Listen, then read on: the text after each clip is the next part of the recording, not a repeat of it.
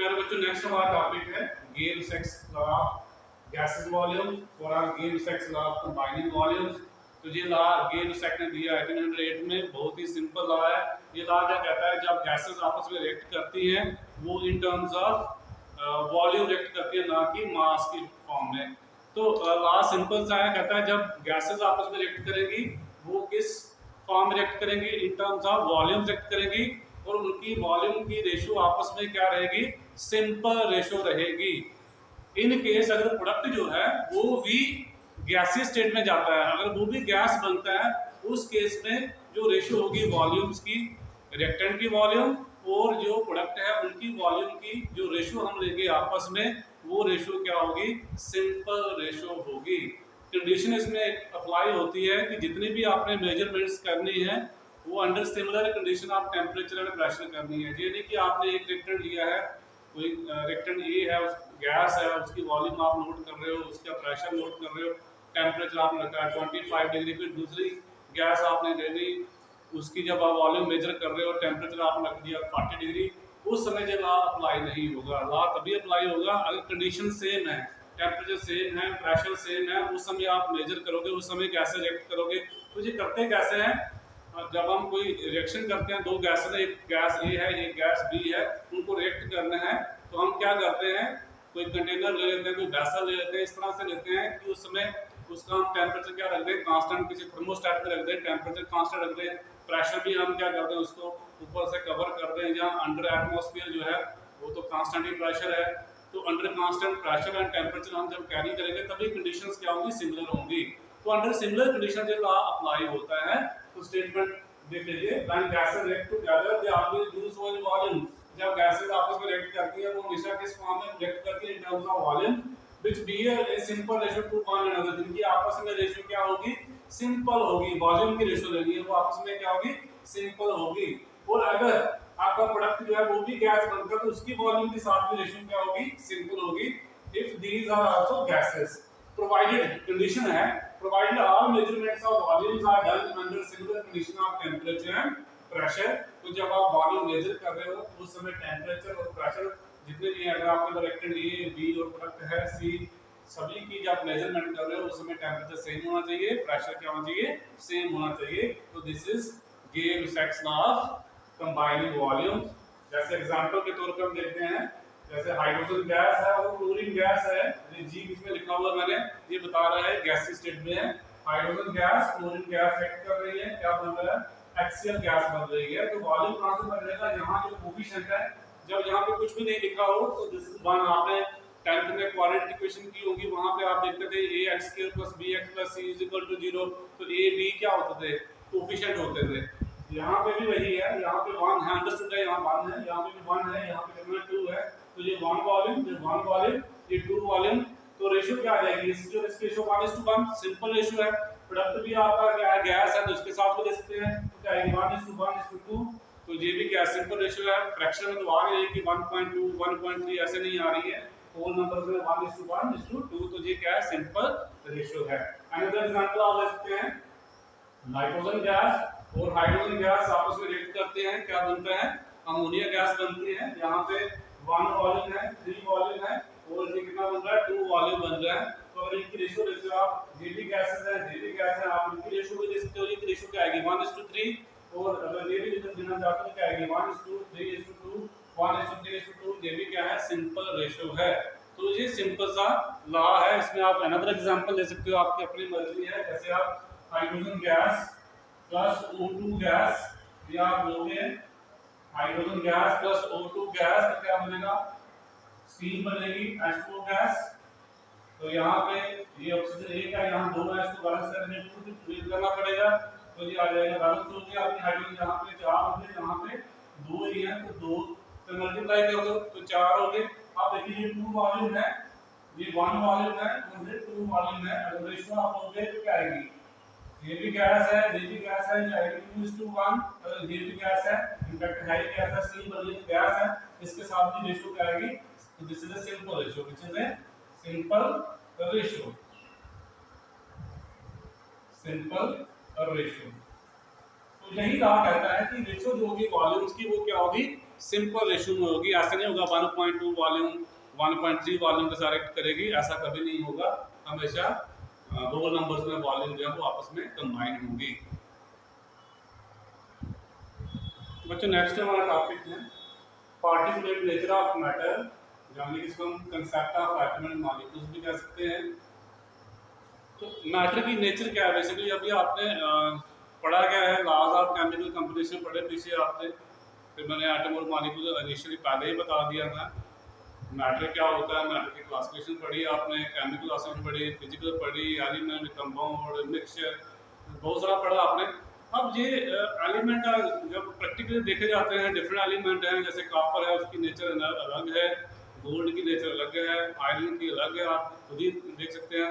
Gold से गहने बनते हैं, सिल्वर से गहने बनते हैं, ज्वेलरी जिसको बोलते हैं। बट आयरन जो है उसका सरिया बनाया जाता है, ग्रिल्स बनाई जाती हैं। कॉपर का भी आपको पता है उसके बर्तन भी बनते थे, गोल्ड में भी मिक्स होता है। तो हर एक एलिमेंट की अलग अलग प्रॉपर्टीज हैं। अगर सोडियम आप देखो, सोडियम को पानी में रखो वो आग पकड़ लेता है, तो एलिमेंट की प्रॉपर्टी डिफरेंट डिफरेंट क्यों है, ये भी एक सवाल था। फिर कंपाउंड कैसे फॉर्म होते हैं, क्या रूल्स हैं, ऐसा बता दिए। कंपाउंड होता है क्या है कि जब दो एलिमेंट्स कंबाइन होते हैं इधर फिक्स रेशो बाय मास, उसको हम कंपाउंड बोलते हैं, जिसकी प्रॉपर्टी टोटली डिफरेंट होती है from the combining elements. But different compound है, डिफरेंट हमारे पास क्लासेस है कंपाउंड की। तो पूरा डिटेल में उनका नॉलेज होने के लिए हमें पहले पता होना चाहिए एक्चुअली मैटर क्या है, मैटर का स्ट्रक्चर क्या है, उसके अंदर क्या क्या है, वो स्टडी करने की जरूरत थी। तो अलग अलग साइंटिस्ट जो थे काम कर रहे थे। सबसे पहले जो है जॉन डाल्टन जो है 1808 में इसने एक थ्योरी दी है, क्या एक्सप्लेन करने के लिए, to explain the describe the structure of matter which could explain the experimental facts known at that time. इसने जो उस समय 1808 तक लॉज ऑफ केमिकल कंपोजिशन का पता चल चुका था, एलिमेंट, कंपाउंड, इन सब का नॉलेज था, बट ये कैसे फॉर्म होते हैं, क्या रूल्स हैं, तो उसको एक्सप्लेन करने के लिए जो उस समय फैक्ट्स नोन थे उसको एक्सप्लेन करने के लिए, एलिमेंट्स के बारे में जो उस समय हमारे पास फैक्ट्स थे, कंपाउंड के बारे में जो हमें नॉलेज थी, मिक्सचर के बारे में और लॉज ऑफ केमिकल कंपोजिशन को एक्सप्लेन करने के लिए इसने एक थ्योरी दी, जिस थ्योरी को हम क्या बोलते हैं, डाल्टन्स एटॉमिक थ्योरी। तो एग्जाम में बहुत बार आती है डाल्टन्स एटॉमिक थ्योरी, ये लोअर क्लासेस में भी आपने पढ़ी होगी, 9th में भी शायद है। फिर मॉडिफाइड डाल्टन थ्योरी आपने करनी है। तो जल्दी जल्दी हम इसको पॉइंट बाय पॉइंट डिस्कस करते जाते हैं कि डाल्टन ने क्या कहा।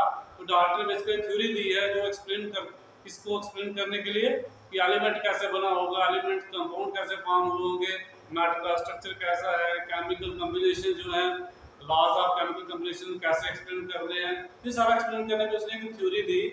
तो वो थ्योरी क्या कहलाती है, Dalton theory. John Dalton scientist का नाम है जिसने ये थ्योरी दी है।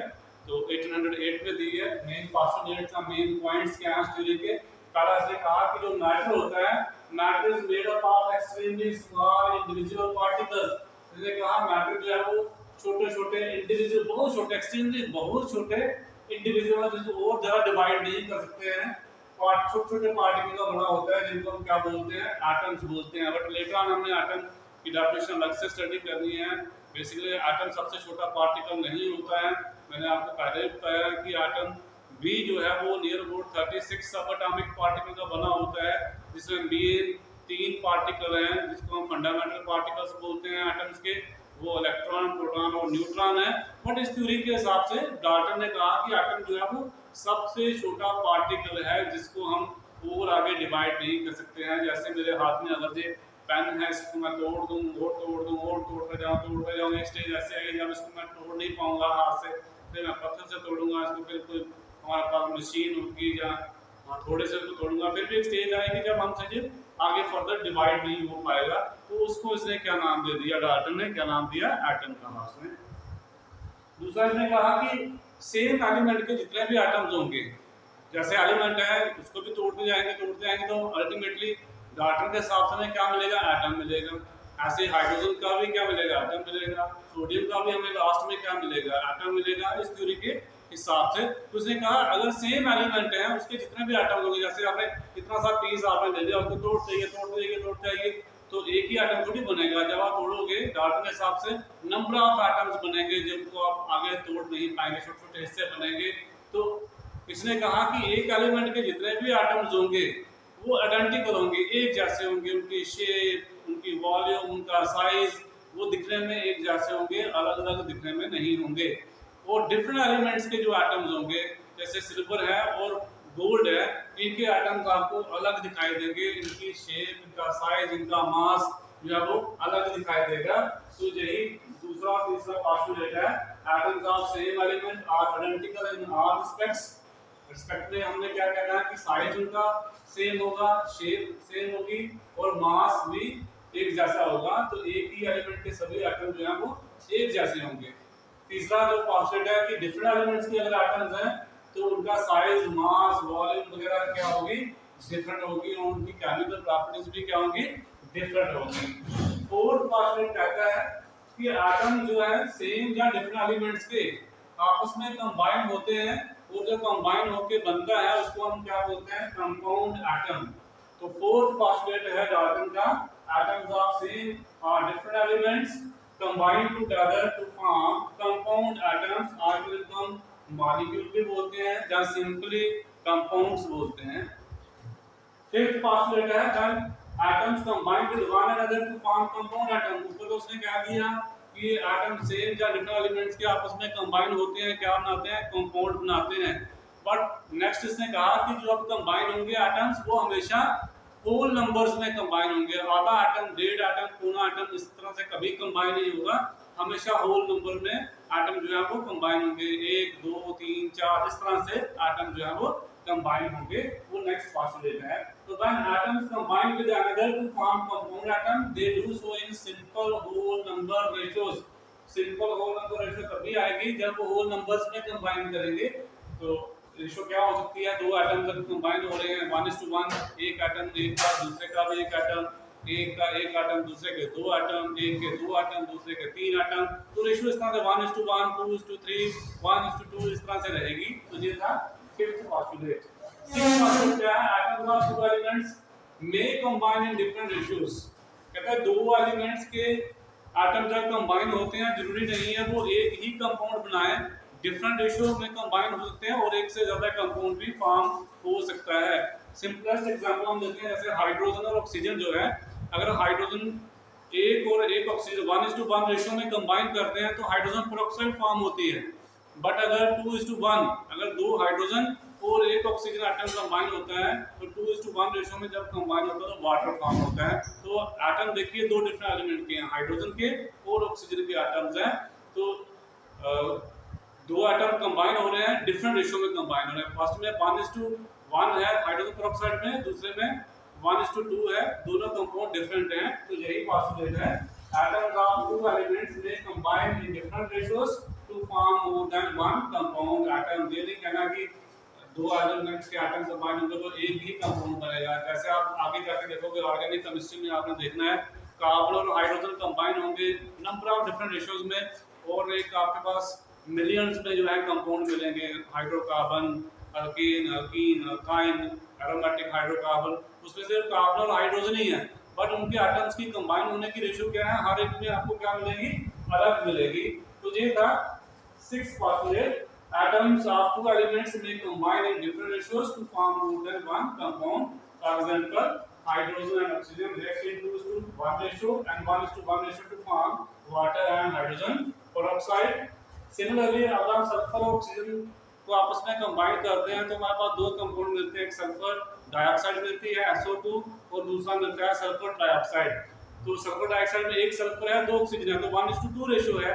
सल्फर डाइऑक्साइड में एक सल्फर है और तीन ऑक्सीजन है, तो 1:3 रेशियो है।